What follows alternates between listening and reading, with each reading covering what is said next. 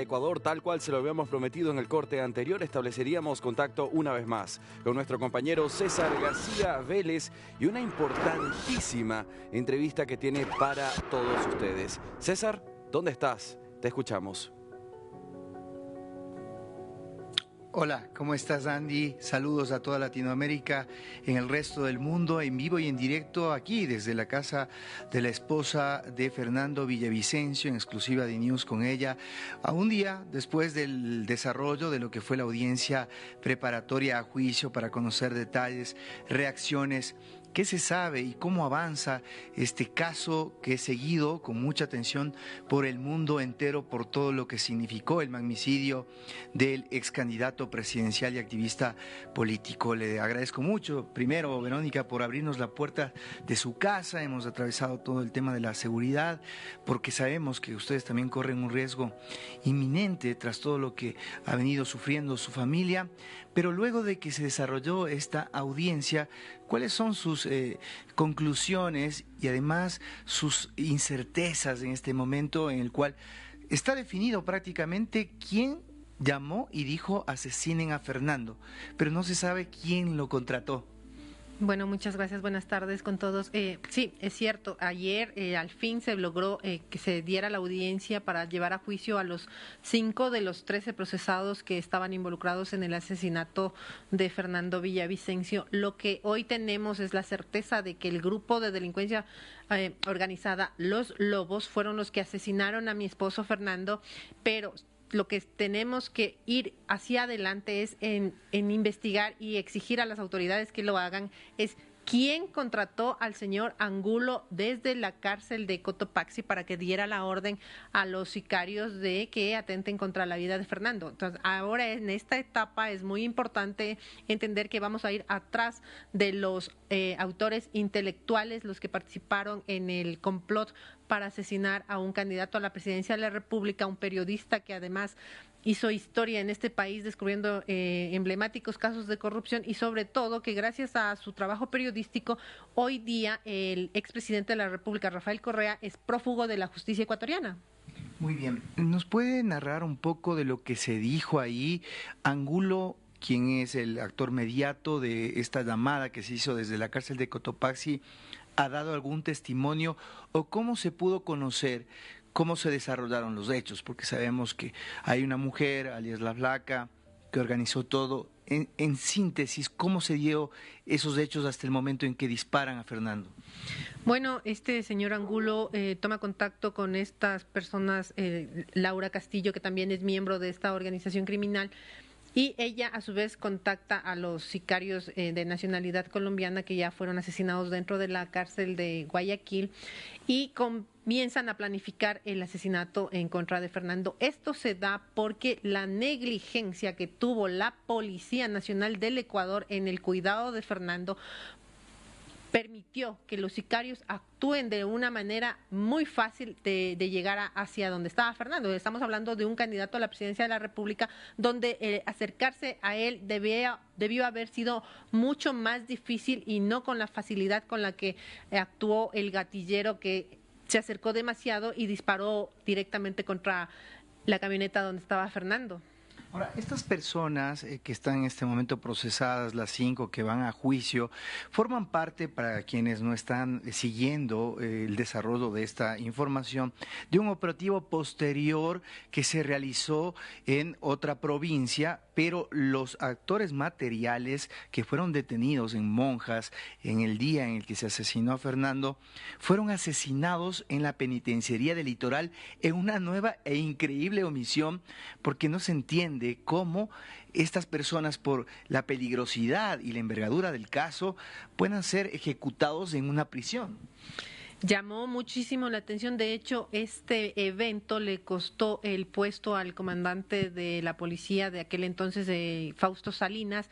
Fue destituido de su cargo y ahora le reemplaza el general César Zapata, que en ese entonces era jefe de operaciones, y ellos estaban al tanto del riesgo que mantenía Fernando y no hicieron nada como para proteger la integridad ni reforzar la cápsula de seguridad que mantenía Fernando en aquel entonces. Ahora, sabemos que va a etapa de juicio. Lo más probable es que la justicia se limite a sancionar a estos 5 individuos, pero ¿en dónde están los actores materiales? ¿En dónde está la omisión que usted señala? Porque Fernando fue sacado del mitin. En la calle se ve claramente en las imágenes hasta el último minuto en donde hay una facilidad para que lo dispare. ¿Cómo avanzan esos procesos que sabemos que se llevan de forma reservada para identificar esto que acabo de mencionar? Bueno, estos procesos van de forma lenta porque son procesos que hay que empezar llamando a rendir las versiones a todas estas personas. Es un proceso largo, fastidioso, pero vamos a llegar a dar con los responsables intelectuales de Fernando. ¿A quién estorbaba Fernando Villavicencio? A todas estas personas que veían en él candidato a la presidencia de la República, y si ganaba las elecciones desde la presidencia iba a tomar el control de los puertos marítimos, que es de donde sale la droga hacia el mundo entero, iba a reformar un sinnúmero de leyes, iba a estructurar la policía, las Fuerzas Armadas, iba a hacer grandes cambios en este país que estas personas, actores políticos, no estaban interesados en que cambie su modo de actuar, porque hay que recordar y hay que contarle al mundo entero que la política ecuatoriana está contaminada por el narcotráfico acá también. ¿Cómo ha sido el desarrollo de estos días? Además de que entiendo que como ser humano, como madre, como viuda, usted ha sufrido mucho y está llevando con estoicismo esta manera de generar justicia. Sin embargo, ¿cómo se ha comportado el Estado ecuatoriano de acuerdo a su revisión, a su análisis? El actual presidente, la Fiscalía, ¿cuál es su evaluación? Bueno, nosotros con Fernando venimos de muchísimos años de persecución. Cuando Rafael Correa estaba en el gobierno, tuvimos una persecución implacable. Nos allanaron nuestra casa. Fernando tuvo que estar refugiado en la selva en Sarayaku. Tuvimos que huir del país varias veces pidiendo refugio en diferentes países. Incluso fui obligada a pagarle $47,000 al expresidente Rafael Correa para que no embargara nuestras cosas. Entonces ahora yo soy mamá, soy papá, tengo que cuidar de mi seguridad, de la seguridad física y mental de mis hijos, porque el crimen de Fernando es un tema de una coyuntura enorme que yo tengo que estar pendiente de que los niños no estén mirando todo lo que se dice. Entonces ha sido muy desgastante y agotador, porque es una pelea enorme esta de enfrentarse a la política mezclada con el narcotráfico y los grupos de delincuencia organizada. Es duro, es de miedo, y claro, yo tengo ahora una cápsula de seguridad buena que me garantiza mi seguridad y la de mi familia, así que hay que seguir con este valor, hay que sacar fuerzas de donde no hay a veces, pero hay que seguir y no vamos a descansar hasta dar con los responsables intelectuales del crimen de Fernando. Y lo más importante, no vamos a descansar nunca hasta que estas personas sean descubiertas públicamente y dejen de participar en las papeletas electorales de este país. Ahora, nosotros estuvimos en la cárcel de Cotopaxi. Mañana va a salir un especial en DNews de cómo está esa cárcel, desde donde se ordena este magnicidio, pero acaba de decir algo clave usted: este país está penetrado por el narcotráfico y su institucionalidad. A más de omisiones y sin adelantar criterios, porque obviamente hay una estrategia de defensa, ¿piensa usted que hay complicidad o corrupción desde el narcotráfico hacia las altas cúpulas de la policía, de la justicia, que tratan de impedir que se salga a la luz quién ordenó ese crimen o quién compró Angulo para que ejecute todo lo que estamos contando? Totalmente. El Ecuador ha sido penetrado por el narcotráfico en las instituciones públicas, en las Fuerzas Armadas, en la policía.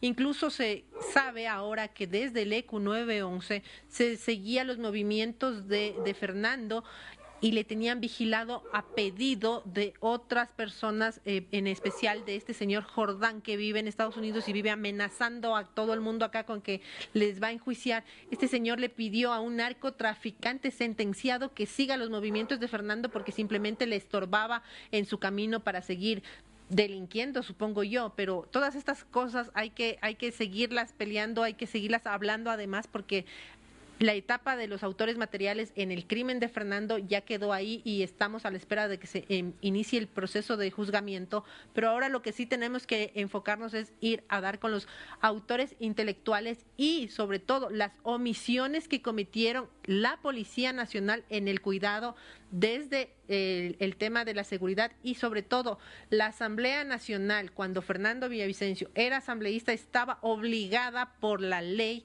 a brindarle un auto para que él se movilice, tanto él y su cápsula de seguridad, y nunca cumplieron esto cuando estaba de presidente este señor Virgilio Saquicela y Guadalupe Llori en su respectivo momento. Y más que eso, cuando Fernando ya era candidato a la presidencia de la República, era el CNE, a través de la señora Diana Tamaín, quien debía proveerle del vehículo para que se movilice, tanto él como su seguridad, y no esté en esta camioneta destartalada en la que él fue asesinado. Bien, quisiera remontarme un poco más hacia atrás del crimen. ¿Cómo fueron esos días anteriores? ¿Cuándo fue su última comunicación con Fernando? Y entendemos que él denunció en la Fiscalía varios intentos y amenazas de asesinarlo, pero ¿hubo alguna particular que a usted le venía preocupando con el pasar de los días? ¿Le había comentado algo al respecto, obviamente ya a las puertas de la primera vuelta electoral? Claro que sí, Fernando, cuando aún era asambleísta, puso una denuncia en la Fiscalía contra 5 asambleístas, el señor Cuero, el señor Muentes, el señor González, el señor Aliaga y el señor Gómez, asambleístas en aquel entonces, de que ellos iban a contratar sicarios para atentar contra la vida de Fernando y contra nuestra integridad como familia, y esta denuncia está siendo ahora investigada por la Fiscalía General y estas personas van a tener que explicar por qué Fernando pensaba que le iban a asesinar estas personas. Y una cosa importante, las dos personas que le contaron al Fernando que iba a pasar este suceso, tengo perfectamente identificadas a estas 2 legisladoras porque ahora están en la Asamblea Nacional y en su momento voy a dar los nombres de estas personas. Es decir, le habían alertado, esto puede pasar. En la denuncia que pone Fernando dice 2 compañeras legisladoras me comentan que van a atentar contra mi vida y la de mi familia y en el momento oportuno daré sus nombres. Claro, a mí me llama a decirme hay que tener más cuidado porque está pasando esto, voy a poner la denuncia, entonces tomemos más precauciones y los nombres de estas señoras los tengo en mi conocimiento y le daré a conocer a la Fiscalía en el momento oportuno. ¿Cómo ha interpretado usted la salida de Ronnie Aliaga del Ecuador, las amenazas que usted acaba de señalar de Javier Jordán a su abogado, este individuo que tiene también un requerimiento acá en el Ecuador y en donde el caso Metástasis es uno de los principales protagonistas de las conversaciones con Leandro Norero, alias El Patrón, desde los Estados Unidos? O sea, este señor que además participó en una fotografía en una casa en Miami y a raíz de eso comenzaron a perseguirle a Fernando desde su operador político que era Ronnie Aliaga en la Asamblea, lograron que le suspendan 30 días al Fernando, era un complot permanente que tenía el Fernando en la Asamblea, tenía que lidiar todos los días prácticamente contra estas personas y más que todo, muy importante este detalle, que en los chats entre Leandro Norero y Javier Jordán, todo lo que ellos conversan lo ejecutó Ronnie Aliaga en la Asamblea Nacional. Para poder cerrar este diálogo, ¿hay alguna advertencia, hay algo que usted ha visto durante este tiempo que quisiera señalar a la comunidad internacional que esté atenta y que le preocupa a usted particularmente?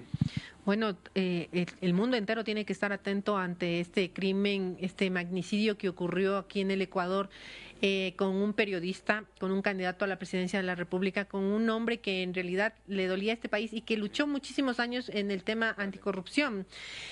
Hay que estar atentos en todos estos espacios porque todo lo que pasa aquí en el Ecuador se riega inmediatamente en la región. Nosotros somos solamente un camino y los países tienen que brindarse apoyo internacional en cuanto a estas cosas. Que Ronnie Aliaga haya dejado el país de una manera tan fácil como suele escaparse todo el mundo del país, llama la atención porque se suponía que él estaba siendo investigado en el tema de la denuncia de Fernando y se suponía que estaba investigado en el tema del caso Metástasis. ¿Por qué la Fiscalía no tomó prevenciones para que este señor no salga del país?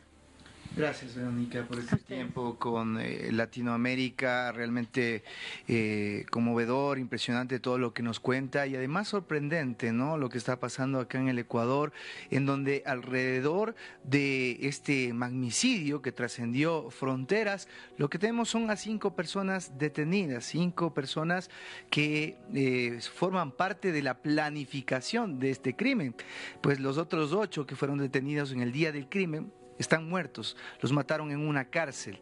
Y quién está detrás de haber contratado a estos individuos es una gran interrogante, aunque vemos movimientos sospechosos en las fronteras ecuatorianas y gente saliendo sospechosamente. Veremos en qué concluye y, por cierto, comprometerle a Verónica para poder tener eventuales conversaciones conforme vaya avanzando este juicio para determinar los responsables del asesinato de Fernando Villavicencio. Continúas tú, Andy, con más. Nos vemos más adelante. César García Vélez, qué buena entrevista, poder conversar y entender en primera persona lo que pasa a esta altura después de 7 meses de este terrible magnicidio allí ocurrido en tu país. Gracias por el contacto y para ustedes dos, una buena jornada.